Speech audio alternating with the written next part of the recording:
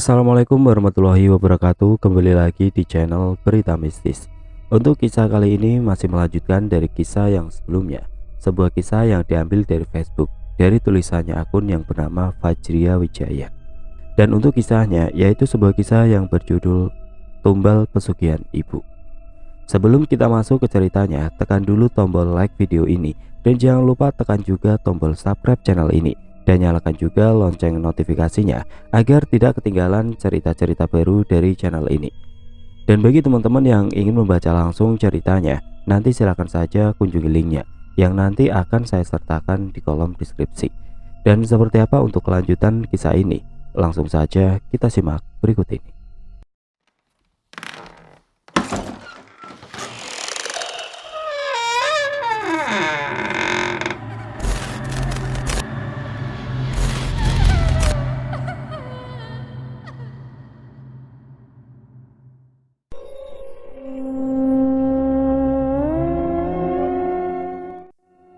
Uang dari mana, Pak? Tanyaku ke bapak. Alah, diem. Bapak lagi capek. Mending bikinin kopi, ucap bapak dengan nada yang keras. Mana ada kopi, Pak? Jawabku. Ya udah, sana beli. Aku menggeleng, tidak mau. Ada apa sih? Ribut banget. Tiba-tiba ibu datang membawa satu kantong plastik yang entah apa yang ada di dalamnya. Nih, makanan. Ibu pinter nyari makan. Gak kayak bapakmu, ucap ibu padaku. Aku sangat lelah sekali melihat kegaduhan ini. Maksudmu apa, Sania? Lihat, aku bawa uang banyak, ucap bapak yang tidak mau mengalah dalam percakapan ini. Uang dari mana? Ibu meraih uang lembaran merah yang ada di atas meja. Bapak terlihat sangat sombong dengan duduk seraya menyilangkan kaki. Dari mana, Mas? Kamu nyuri ya? Sahut ibu. Nyuri? Enak aja nuduh sembarangan. Pak, Bu, kenapa sih jadi ribut begini? Aku mencoba melerai pertikaian antara bapak dan ibu. Ya udah iya, bapak ikut judi, ungkap bapak. Apa? Judi, Pak? Yang benar saja, Pak, tanyaku dengan penuh keheranan. Memang kenapa, Adrian? Daripada kamu gak makan, ya enggak? Aku hanya menggeleng-gelengkan kepala mendengar pernyataan bapak. Udah miskin, dikasih uang haram. Kamu emang udah gak waras, Mas? Ucap ibu sembari membuang lembaran uang tadi. Perempuan emang taunya duit mulu, gak pernah ngerasain susahnya nyari duit. Bapak bangkit dan pergi keluar, entah pergi kemana. Pak, mau kemana? Teriakku. Namun bapak tampak tidak acuh, tidak mendengarkan teriakanku. Bu, bapak mau kemana? Sudahlah, ibu udah gak perlu suami kayak bapakmu lagi. Biarin dia pergi. Tapi kalau gak pulang gimana, Bu? Ah, kamu Adrian, kayak gak tahu bapakmu kayak gimana. Udahlah, gak usah mikirin bapakmu. Bapakmu aja belum tentu mikirin kamu kan. Ini makan dari Bu Puji. Ibu memberikan satu kantung tadi padaku. Kemudian aku berjalan ke arah adik-adikku yang tengah duduk bermain. Dek, Asi serta Raya menoleh padaku. Raut wajah semberinga yang aku dapatkan. Apa itu, Bang? Makanan, ayo makan. Jangan dihabiskan. Sini, biar ibu bagi aja, biar sama rata. Tiba-tiba ibu datang dan mengambil kembali makanan ini. Ini buat kamu, Adrian. Ini ASI, dan ini buat Raya. Kok punya ASI selalu dibedakan, Bu? Sama aja kok, cuma merek snacknya aja yang beda, ucap ibu dengan nada yang cukup kasar. Punyaku lain, Bu, ungkap Asi. Sama saja, Asi. Mau dimakan atau ibu ambil lagi? Ibu mencoba meraih makanan milik Asi, namun Asi mencegatnya. Iya, Bu, aku makan. Nah, gitu dong. Oh ya, Adrian, ibu mau tanya. Tanya apa, Bu? Sepertinya ada hal aneh yang ada di pikiran ibu. Tadi kamu dapat bakso kan? Kamu minta atau dikasih Pak Sarno? Tanya ibu dengan tatapan mata yang tepat di mataku. Dikasih, Bu. Kok tadi Bu Yasmin bilangnya kamu yang minta? Tanya ibu lagi. Ya ampun, Bu, malu kalau minta-minta. Sumpah, aku dikasih Pak Sarno, jawabku tegas. Awas ya, kalau minta-minta. malu-maluin ibu kalau kamu ngelakuin hal ini. Kayak gak pernah dikasih makan saja. Ucapnya sembari pergi meninggalkan kami bertiga. Emang tadi abang minta? Tanya adikku Asih. Ya enggak lah dek, walaupun kita miskin, jangan pernah minta-minta sama orang lain. Kecuali orang itu memang niat ngasih ke kita dengan ikhlas, tapi bukan kita yang minta. Ucapku sambil mengunyah. Tapi bang, banyak yang seumuranku tapi minta-minta, sahut adikku Raya. Kamu lihat di mana dek? Paling di televisi kan? Kita kan gak punya televisi bang, sahut Asih. Oh iya, memang kami tidak mempunyai televisi. Oh iya lupa, kamu tahu dari mana Raya? Di jalan bang, kan ibu pernah bawa aku ke pasar. Kita kalau kayak mereka kan dapat uang bang, sahut Asih. Gak boleh, kan tadi ibu bilang gak boleh minta-minta, jawabku dengan tegas. Iya bang, maaf. Aduh, Mas Bahar udah malam belum pulang juga, gumam ibu yang tengah duduk di meja makan. Kenapa bu? Tanyaku. Bapakmu kok belum pulang ya? Mungkin bapak emang lagi kerja yang halal bu, jadi belum pulang. Mana mungkin bapak kayak gitu, nyari yang halal. Ya udah kalau ibu khawatir biar aku cari bapak aja. Aku juga khawatir bapak gak pulang-pulang. Lah, gak usah Adrian, biarinlah. Gak apa-apa bu, lagian belum terlalu malam, biasanya jalanan masih ramai. Bang, mau kemana? Asih tiba-tiba muncul tepat di belakangku. Nyari bapak. Aku mau ikut. Ngapain Asih? Gak usah, di rumah saja. Ibu juga gak bisa pergi, kan Zaki harus ada yang jagain, ungkap ibu. Iya ibu bener, kamu gak usah ikut, bahaya kalau malam-malam. Hanya bermodal senter aku pergi meninggalkan rumah demi mencari bapak yang belum kunjung pulang juga. Hanya memakai kaos oblong dengan celana panjang bekas bapak dulu. Aku menerobos dinginnya malam. Terpaksa malam ini aku tidak belajar. Bapak marah sampai gak mau pulang. Di tengah jalan aku berpapasan dengan Fadli, teman sekelasku yang satu komplek. Adrian, mau kemana? Tanyanya padaku. Cari bapak. Kamu habis dari mana? Aku habis ngaji. Kok kamu gak ngaji? Aku gak ada uang buat bayar guru ngaji Fadli. Sebenarnya dalam hatiku ingin sekali pergi mengaji bersama teman-teman. Kan bisa nyicil. Ayo ngaji bareng. Nanti aku tanya ke ustadz deh. Ustadznya baik loh. Ya udah, tanyain dulu ya. Nanti aku mau tanya ke ibu juga. Nah gitu dong. Tapi aku tanyanya besok ya, soalnya sekarang aku udah mau pulang. Aku hanya mengangguk. Kemudian dia pergi dan aku melanjutkan mencari bapak. Bapak di mana ya? Malam semakin larut, tapi aku tidak kunjung menemukan bapak di mana. Sudah mencari ke warung-warung tapi tidak ada. Biasanya bapak nongkrong di warung kopi Bu Parni, tapi malam ini terlihat tidak ada di sana. Aku mencoba berjalan lagi menuju sebuah warung di ujung jalan dekat jalan raya. Bu, aku memanggil salah satu ibu pemilik warung di sini. Iya nak, ada apa? Mau pesan gorengan? Belum aku memulai percakapan, dia sudah menawariku gorengan. Aku menggeleng. Lihat bapak-bapak yang pakai kaos hitam, celana panjang robek-robek gak bu?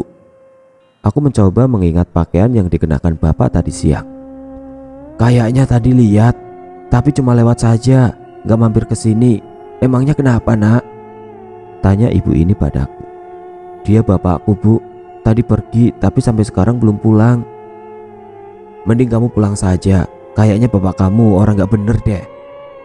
Enggak bu, pulang sekarang, ini udah malam banget. Ibu saja mau tutup warung. Nanti kalau kamu tetap nyari bapakmu, takut ada begal di sana. Ucapnya membuatku begitu ngeri. Akhirnya aku putuskan untuk pulang saja. Aku mengangguk lalu memilih untuk pulang saja. Adrian, aku menoleh ke belakang, tetapi tidak ada seorang pun di sana. Bapak, jawabku lirik. Adrian, bisikan itu terdengar kembali. Kamu siapa? Aku menoleh ke sekitar. Aku takut jika yang dikatakan ibu tadi memang benar kalau di sini rawan terjadi pembegalan. Aku berlari sekuat tenaga, menghindari bisikan tadi. "Bapakmu mati." Bisikan aneh terdengar lagi. Aku berhenti sejenak setelah mendengar bisikan itu. "Apa? Bapak mati?" gumamku. "Apa jangan-jangan ada seseorang yang memberitahuku bahwa bapak meninggal karena begal, seperti yang dikatakan ibu warung tadi?" gumamku lagi. Aku kembali melangkah dengan kakiku yang mulai gemeteran. Nafasku tidak teratur, takut ada seseorang yang jahat mengikuti langkahku. "Adrian!" Seorang wanita mengagetkanku. Sontak aku menoleh, ternyata Bu Jasmine. "Kamu ngapain malam-malam di sini? Mau maling?" Alisku mengernyit. "Enggak lah Bu, ibu ini aneh. Aku kan anak baik-baik Bu." "Alah, bapakmu aja tukang judi kan? Tadi sore ibu lihat dia ada di seberang jalan sana," ucapnya sambil menunjuk sebuah jalur jalan. "Masa Bu? Ibu gosip aja." Anak kecil, dibilangin ya, bapakmu emang kayak gitu kok," sautnya yang tidak mau mengalah berdebat. "Ya sudah Bu, aku mau jalan pulang," ucapku sembari meninggalkannya sendiri. "Assalamualaikum," ucapku sembari meletakkan senter ke atas meja teras. "Dari mana saja sih Mas? Sampai Adrian aku suruh cari kamu tahu." "Tega bener, Adrian disuruh cari aku malam-malam kayak gini. Kalau ada begal di sana bagaimana?" Sontak aku terkejut mendengar suara gaduh dari dalam. Aku membuka pintu, ternyata bapak sudah pulang. "Ini ada apa Bu? Pak, bapak pulang sejak kapan?" "Ini anakmu, beruntung selamat," ucap bapak. "Jadi ibu gak bisa jaga anak baik-baik? Di sana aku lagi cari kerja, emang kamu bisa cari duit?" timbal bapak lagi. Aku menoleh ke arah Asih dan Raya. Mereka terlihat sangat ketakutan. Lalu aku menghampiri mereka. "Ayo masuk ke kamar, jangan dengarkan ucapan bapak dan ibu." Aku menyeret adik-adikku agar mereka tidak mendengarkan perdebatan antara bapak dan ibu. "Kalian di sini saja, belajar, jangan keluar ya." Mereka hanya mengangguk. Kemudian aku menutup kamar mereka. "Bapak sebenarnya dari mana?" "Bapakmu habis cari wanita lain, Adrian," saut ibu. Aku menatap heran kepada bapak. "Kamu fitnah Sania, aku cari kerja Adrian, jangan dengarkan kata ibumu." Tidak biasanya bapak menahanku untuk tidak percaya kepada ibu. "Tapi bapak judi kan?" Bapak menghela nafas. "Iya, maafkan bapak." "Tuh, bapakmu cari duit gak halal, ya kita tambah miskin lah," timbal ibu. "Udah Pak, Bu, kasihan Asih sama Raya, mereka ketakutan." Akhirnya aku menyuruh bapak dan ibu agar duduk santai terlebih dahulu, sembari aku buatkan teh hangat untuk mencairkan suasana. "Aku mau gugurin kandunganku saja." Belum aku selesai membuat teh hangat, mereka berdebat lagi. "Gila kamu, mending tunggu sampai anak ini lahir. Kalau emang kita gak sanggup buat biayain, kita bisa kasih ke orang," timbal bapak. Aku segera bergegas menyelesaikan membuat teh hangat. "Bu, tolong jangan gugurin." "Gila ibumu, mau ngebunuh manusia," saut bapak. "Kamu gak tahu Mas, rasanya hamil dan melahirkan. Apalagi anak-anak kita cuma selang 4-3 tahun. Kamu pikir gak capek?"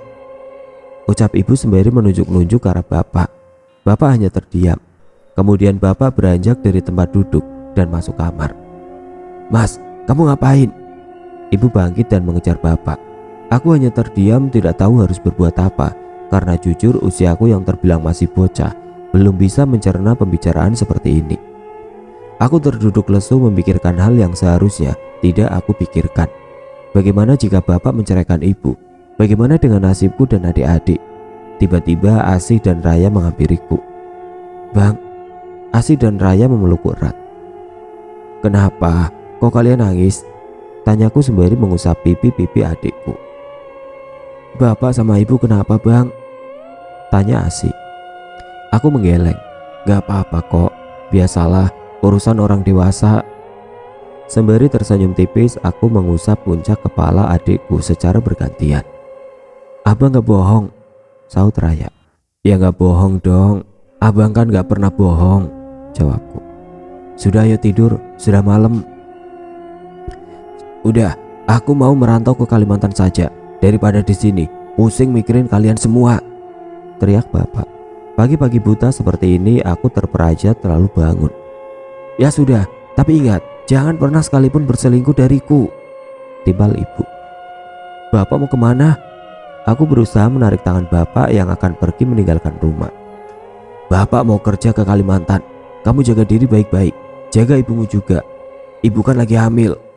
Ucapnya tidak biasanya bapak bersikap seperti itu.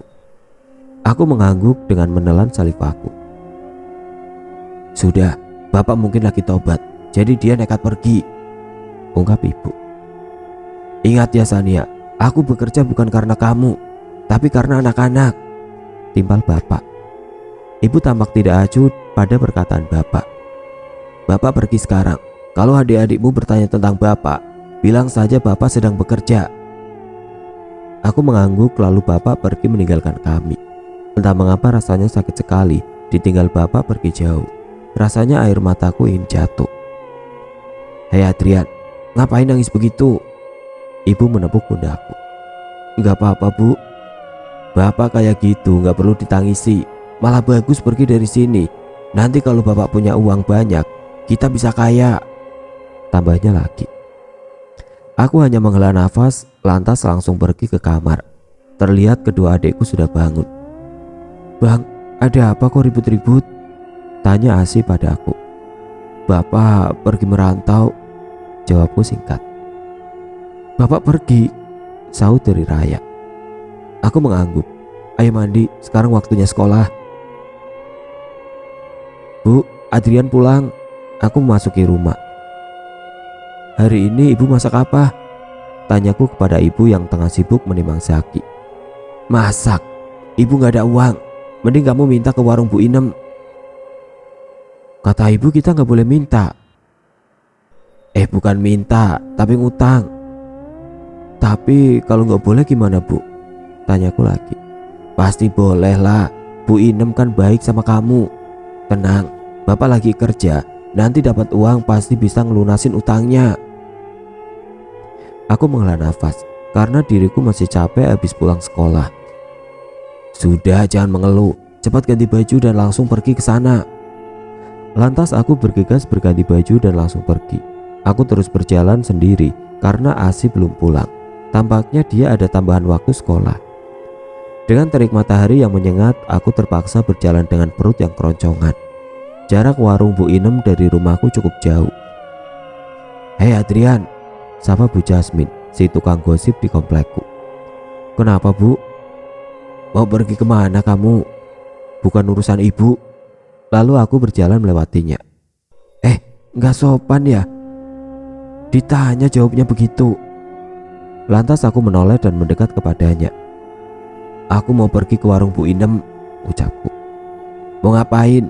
Gak mungkin kan kamu mau beli makanan di sana? Seperti biasa Bu Jasmine seperti tahu segalanya tentang keluargaku. Aku tidak menjawab, lalu pergi begitu saja karena hanya akan membuat sakit hatiku saja. Suara sendalku terdengar bealunan nada mengiringiku setiap ayunan langkah. Assalamualaikum Bi. Waalaikumsalam. Adrian, mau beli nasi? Belum aku bicara apa-apa dia sudah bertanya perihal itu. Sebenarnya malu berhutang seperti ini.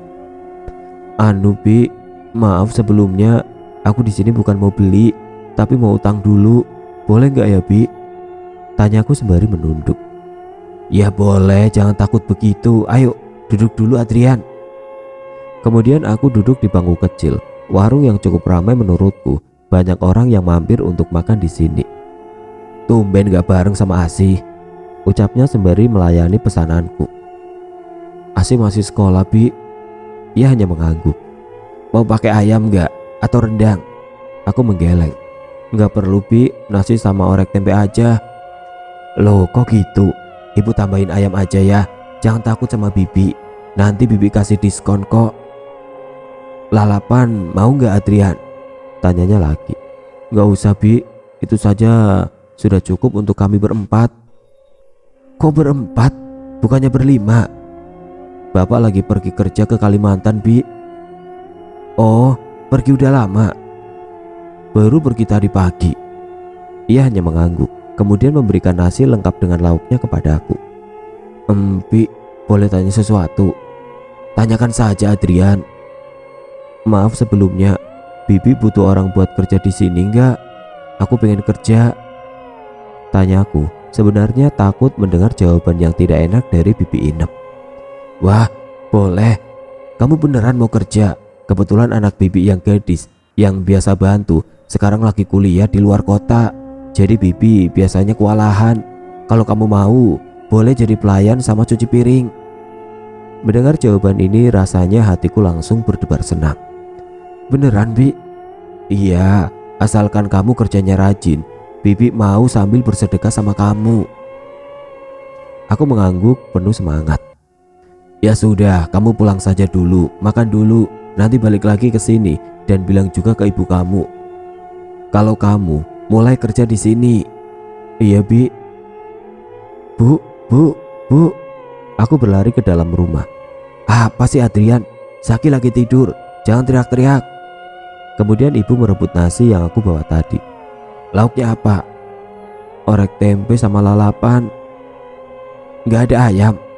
Ada sedikit Bu, tadi aku ditawarin ayam atau rendang, tapi aku jawab gak usah, takutnya mahal. Tinggal diiyain aja sih, sekali-kali makan rendang, ucapnya sembari berlalu lalang masuk menuju ke arah dapur. Bu, ada apa lagi sih?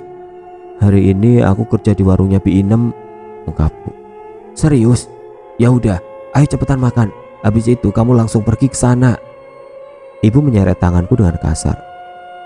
Asik kok belum pulang Bu? Tanyaku sembari mengunyah makanan tadi.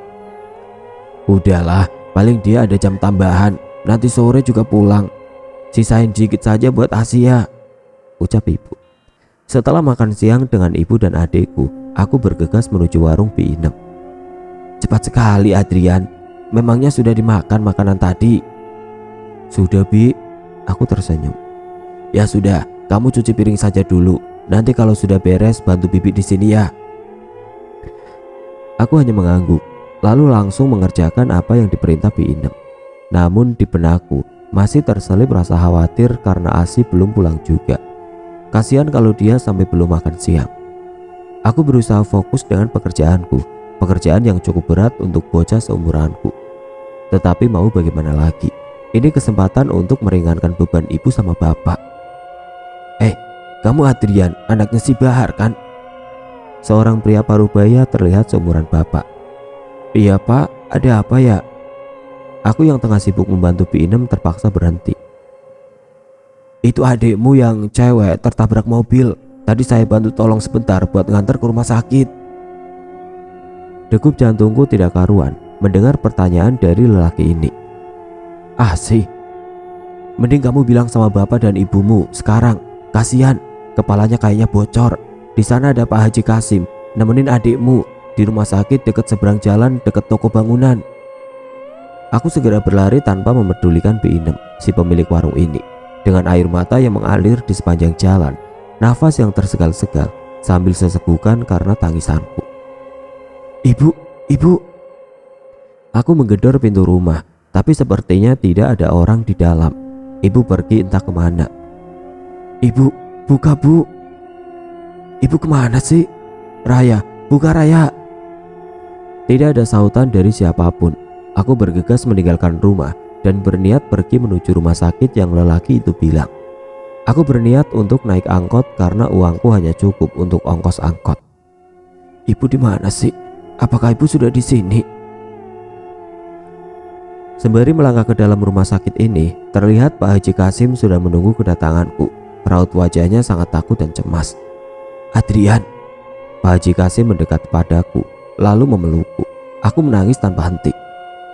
Asi, bagaimana Pak Haji? Dia menggeleng, entah apa yang dia maksud. Asi, kenapa Pak Haji? Kuulangi ucapanku tadi. Asi ada di ruang ICU, semoga dia baik-baik saja. Adik yang selalu bersamaku kini terbaring sendirian di ruangan itu. Aku tertunduk lesu, merasa bersalah mengapa aku tidak mencarinya di saat dia tidak kunjung pulang. Ibu sama bapakmu di mana? Tanya Pak Haji. Aku pikir ibu sudah di sini Pak Haji. Tadi aku sudah pulang, tapi tidak ada sautan. Rumahnya pun dikunci, ungkapku. Gak apa-apa, biarin saja. Jangan takut. Di sini ada bapak. Bapak akan nemenin kamu sampai Asi keluar dari rumah sakit, ucapnya menenangkan diriku. Kemudian Pak Haji membawaku ke ruang tempat Asi dirawat. Aku hanya melihat dari kaca transparan. Kepala Asi tampak diperban dan berbaring dengan beberapa selang yang ada di tubuhnya. Pak Haji, kasihan Asi. Dia masih sangat kecil untuk merasakan sakit itu. Mataku terus berlinang menatap raut wajah Pak Haji. Adrian, ayo duduk dulu. Ia menggandengku untuk duduk bersamanya. Pak Haji, tolong ceritakan bagaimana bisa Asi tertabrak mobil, tanyaku penuh dengan rasa ingin tahu. Bapak sebenarnya tidak tahu bagaimana Asi bisa mengalami kecelakaan, tapi pihak dari si penabrak akan menebus semua biaya perawatan Asi. Jadi kamu jangan khawatir untuk masalah biaya. Kalau masalah biaya, aku tidak khawatir Pak Haji. Yang aku khawatirkan nyawa Asi. Untuk biaya, aku bisa mencarinya. Anak sekecil kamu tidak mungkin bisa mencari uang sebanyak itu, Adrian. Sudah, jangan terlalu berpikir buruk untuk kedepannya. Beliau menepuk pundakku pelan. Asi baik-baik saja. Dia anak yang baik. Kamu juga anak yang baik dan Allah selalu bersama orang-orang yang baik. Tambahnya lagi. Aku berusaha menguatkan diriku untuk menerima kenyataan ini. Asi mengalami rasa sakit, harusnya aku pun merasakannya. Bapak kamu di mana, Adrian? Bapak pergi ke Kalimantan untuk bekerja, Pak Haji. Bagus kalau begitu. Jadi dia tidak meresahkan orang lain karena perbuatan judinya. Aku menghela nafas kasar dengan mata yang terus berlinang air mata. Rasanya sangat lemas. Adrian, teriak seorang wanita yang tidak lain ibu. Ia membawa Saki serta Raya. Pak Haji, Asi kenapa, Adrian? Tanyanya padaku. Asi kecelakaan, Bu. Silakan kalau mau lihat.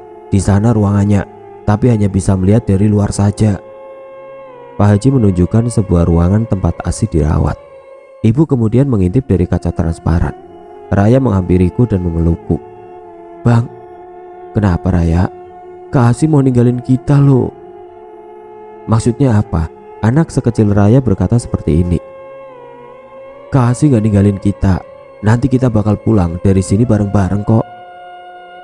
Enggak, Kak Asi pulang duluan. Gak ngajak kita, Bang. Alisku berkerut menatap heran. Kamu bicara apa, Raya? Sini, Pak Haji bangku. Pak Haji mengambil Raya di pelukanku lalu memangkunya. Ibu berbalik dan mendekatiku. Tidak ada raut wajah sedih yang terpancar, tidak seperti diriku. Wajahku sudah memerah karena tangis tadi.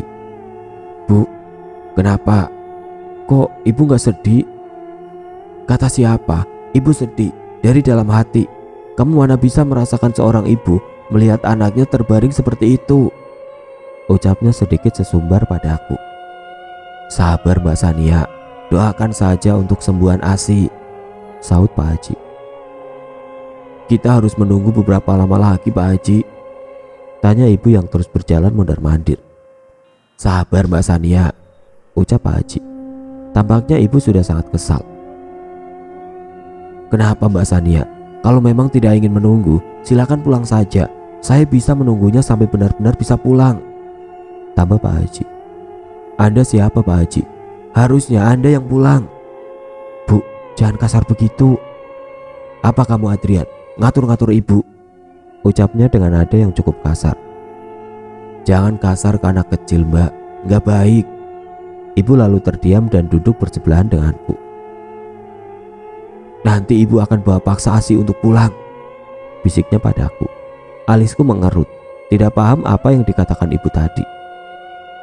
Maksud ibu apa? Biarlah di sini sampai Asi benar-benar pulih, bisikku lagi. Dia mengisyaratkan jarinya agar aku diam. Mbak Sania, baru saja saya dapat pesan katanya sudah ditransfer uang buat menebus biaya Asi di rekening saya. Saya ambil dulu ya, ucap Pak Haji. Kulihat ibu tampak sangat berbinar-binar. Akhirnya, gumam ibu. Akhirnya apa Bu? Aku menatapnya dengan penuh keheranan. Akhirnya ada biaya buat Asi, ucapnya singkat. Tiba-tiba selang beberapa menit ada salah satu dokter yang akan memeriksa keadaan Asi. Ibu mencegatnya. "Pak dokter, boleh tidak hari ini anak saya dipulangkan saja?" "Ini ibu dari Asi." Ibu hanya mengangguk. "Tidak bisa bu, karena kondisi Asi belum pulih," ucap dokter tadi. Ibu hanya menghela nafas kasar sembari duduk dan memijat kedua pelipisnya. "Sudah bu, yang sabar saja." "Ibu gak bisa sabar, Asi harus pulang hari ini juga." Ya ampun, ibu aneh sekali. Apa karena perekonomian keluarga dia sampai depresi seperti ini? Aku menghela nafas lalu duduk sembari memangku adikku Raya. Dari dalam ruangan terdengar suara jeritan Asi. Aku berlari untuk melihat kondisinya. "Ibu, Asi bu." "Kenapa?" Aku mengetuk-ngetuk pintu ruangan ini berharap dokter membukanya. "Asi kenapa bu?" Kali ini ibu tampak sangat cemas dan takut. Degup jantungku tidak karuan melihat dokter menggunakan alat pacu jantung pada Asi. "Ibu." Tiba-tiba Raya yang tengah anteng menangis dengan keras. "Jangan nangis, ayo duduk dulu," ucap ibu. Aku masih berada dalam posisiku dengan tangisan sesegukan. "Ibu, telepon bapak bu, cepat." Ibu yang mulai takut dan gelisah merogoh tas kecilnya dan mulai menekan ponselnya. Beberapa menit menghubungi bapak, ternyata tidak diangkat juga. "Bapak mungkin masih di jalan," ucap ibu. "Loh, ini pada kenapa?" Pak Haji Kasim datang kembali. "Ini uangnya Mbak Sania." Namun ibu tidak menjawab apapun. Dia tampak sedih tidak seperti sebelumnya. "Adrian, ini ada apa? Ada apa dengan Asi?" tanyanya padaku. Aku berusaha menjawab dengan sangat terbata-bata. "Dokter menggunakan alat pacu jantung. Aku takut Asi tidak selamat Pak Haji." Tidak sengaja aku memeluk tubuhnya dengan erat. Mataku terbelalak melihat ibu yang tiba-tiba tertawa. "Mbak Sania kenapa?" Aku dan Pak Haji menghampiri ibu yang terus tertawa tanpa sebab. "Mbak Sania sadar mbak, istighfar mbak." Alih-alih menjawab saran dari Pak Haji, ibu malah mengusirnya. "Pergi kamu, aku tidak butuh kamu." Ibu mendorong tubuh Pak Haji dengan cukup keras hingga terjatuh. "Pak Haji, ya ampun bu." Aku membantu Pak Haji berdiri. "Adrian, sini kamu." "Bu, ini di rumah sakit, jangan teriak-teriak," bisikku padanya. "Usir orang tua ini Adrian," ucapnya setengah berbisik padaku. Alisku mengerut. Mengapa sikap ibu seperti kerasukan jin? "Ya sudah, bapak pulang saja Adrian. Mungkin ibumu butuh ketenangan, tapi bapak akan doakan Asi dari rumah," ucap Pak Haji. "Pak, aku minta maaf, maafkan ibu pak." "Iya tidak apa-apa, bapak pamit. Assalamualaikum." "Waalaikumsalam pak." "Ibu kenapa begitu?" Ibu hanya terdiam sambil menggendong Zaki. "Bang, aku takut," ucap Raya. Aku mendekap adikku ini. Pintu ruang rawat Asi dibuka dari dalam. Sesosok dokter keluar dari ruangan Asi dan menghampiri kami yang tengah duduk. "Maafkan saya, Asi tidak bisa diselamatkan," ucapnya yang membuat jantungku serasa berhenti berdetak dan air mata keluar dengan derasnya. Dan ibu pun sama, menangis sejadi-jadinya. "Adik sama ibu yang sabar, tapi nanti tolong urus administrasinya, Bu. Pihak rumah sakit akan mengantarkan sampai rumah," ibunya lagi. Kami sontak memeriksa ke dalam ruangan Asi. Asi terbujur kaku dengan darah di atas kepala yang masih tampak segar. "Bu, ini mimpi kan?" "Biar kami urus jenazahnya bu, Dek," ucap salah satu suster. Aku pun mengangguk lesu. "Ini uangnya." Ibu memberikan lembaran uang kepada salah satu petugas administrasi di rumah sakit ini. Kami berniat ikut dengan mobil ambulan untuk pulang. Sebentar lagi kami akan sampai rumah. Sirene ambulan dinyalakan dengan kerasnya, sampai-sampai warga sekitar keluar dari rumah mereka. Kami keluar dan petugas membawa jenazah Asi ke dalam. Semua orang berbondong-bondong ingin tahu siapa yang meninggal. "Adrian, siapa yang meninggal?" tanya salah satu warga. "Asi bu." Tanpa basa-basi aku masuk meninggalkan kerumunan warga. Pak Haji Karim ternyata mendengar sirene tadi. Dia bergegas masuk rumahku. "Ada apa ini Adrian? Asi meninggal?" tanyanya padaku yang tengah duduk tepat di samping jenazah Asi. Innalillahi wa inna ilaihi rojiun.